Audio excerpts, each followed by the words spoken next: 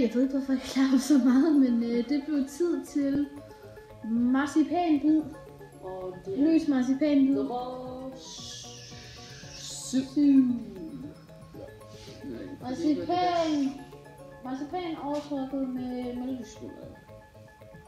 Det er jo lidt ligesom, det er jo faktisk ligesom, der er mørk marcipanbid og lys marcipanbid. De ligner, det er faktisk, den mørke marcipanbid, det er den der, hvor jeg sagde, de ligner mørk med mørk på. Men det er bare lys chokolade. Det ligner lys med lys på, eller det er jo ikke hvidt, men altså, ja. Anyway, lad os bare begynde. Yes. Spis.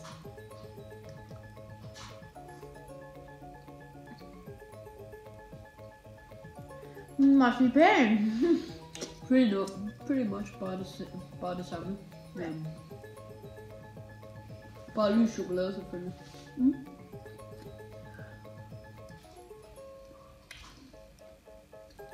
Jeg kan faktisk bedre lide den her end den.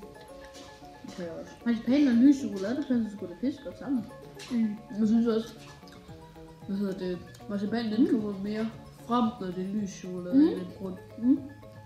Jeg tror det er den der sødhed, som lys chokolade har. Som Og også sammen med den her marcipan, som er ret mild. og som også har sådan den der lille søde charme der. Så sådan Det er nok derfor. sød og sød, de passer sådan godt sammen. Ja. Altså, shit, men altså.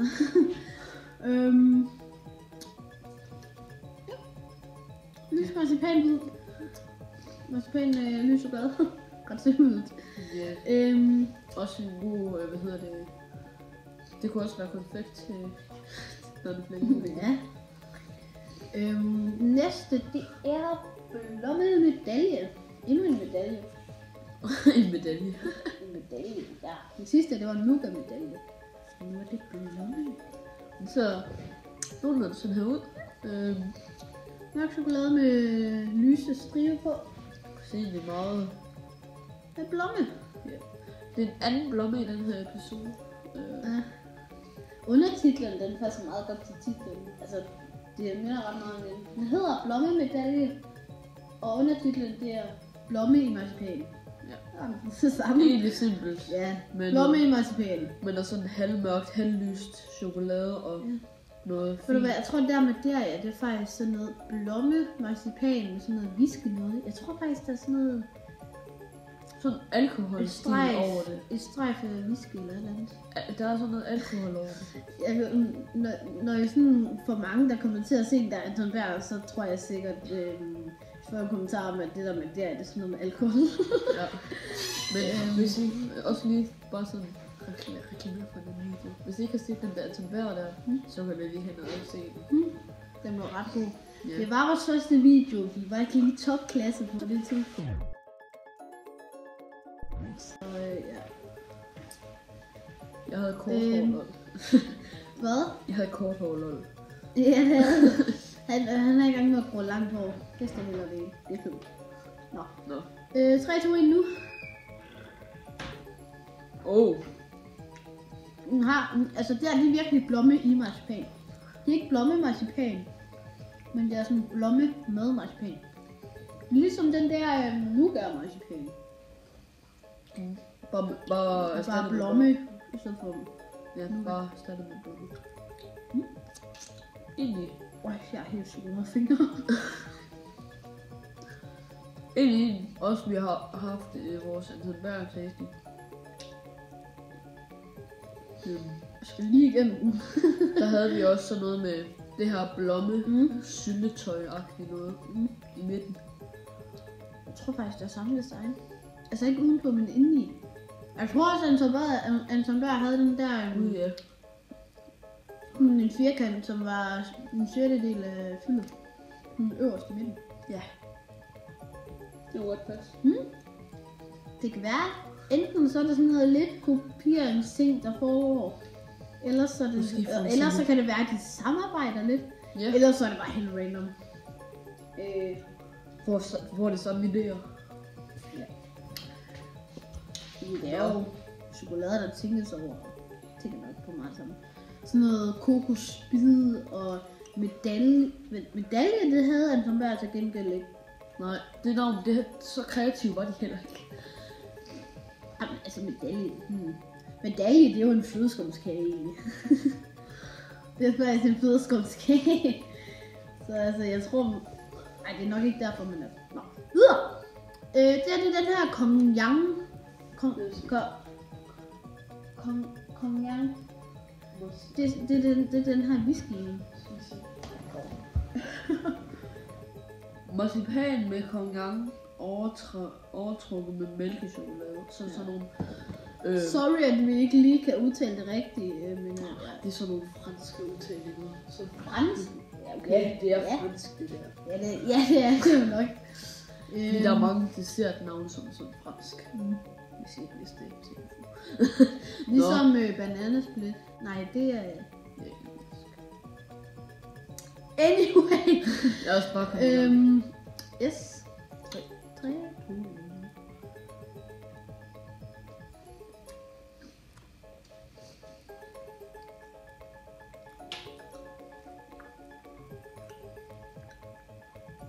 Den smager det der Madeira, hvilket betyder, at det faktisk er sådan noget whisky noget.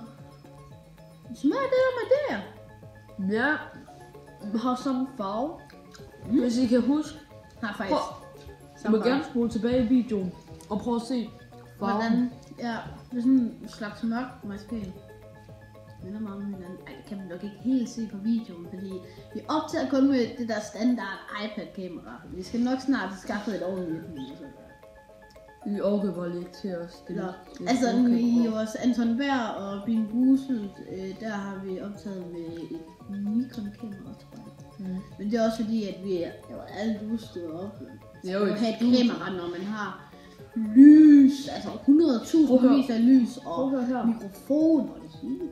Det er et studie faktisk lige nu. Et filmstudie. Det er hos min far, som er professionel filmmaker og ting. Musik. Ja, også musikvideoer. Altså noget, han kan bare. Han er professionel faktisk. Han har også hjulpet os med rigtig mange detaljer, altså. Så det er sådan, det er en ting, som vi har lagt mærke til, og som I nok har lagt mærke til. Hver gang vi opdager en ny funktion med den redigeringsprogram, så er det virkelig bare bang, bang, bang, bang. Altså det er der hele tiden. Det kan være, hvis vi har set alle vores videoer, og så tænker på Bing Buselt. Hvad har vi i Bing Buselt hele tiden, som vi ikke har i de andre? Nemlig tekst på skærmen. Hele tiden.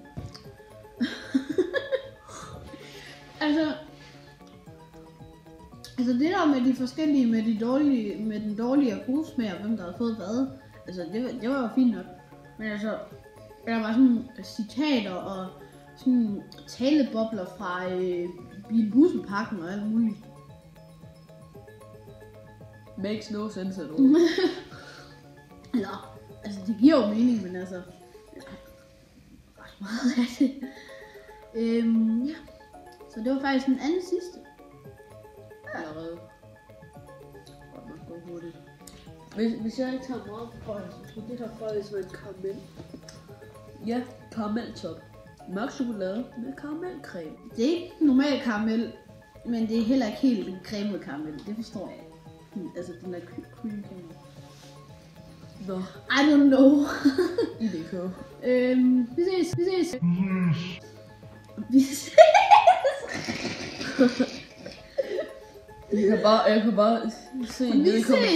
Jeg kan bare se nede i kommentarerne. Det er et tidspunkt, hvor det nu skete. Fail of the video. Incoming. Inset. Nå, vi ses. Men lad os prøve den. Ja. 3, 2. Karameltop. Ej, hvor sprog jeg dårligt lige nu. Karameltop. Anyway, 3, 2, 1. Kør.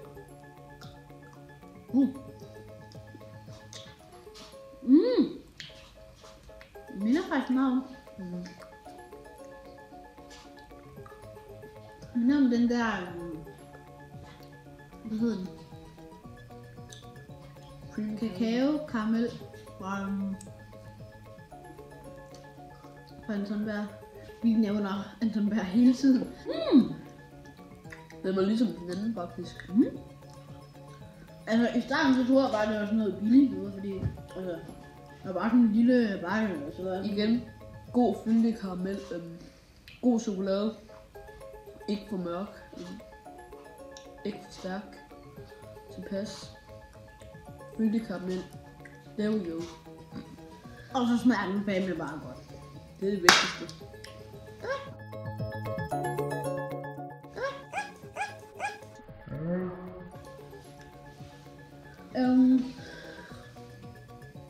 Så var den tasting, I guess. Ja. Og til jer derude, der ikke forstår, hvad vi mener med tasting, så tror jeg nok, I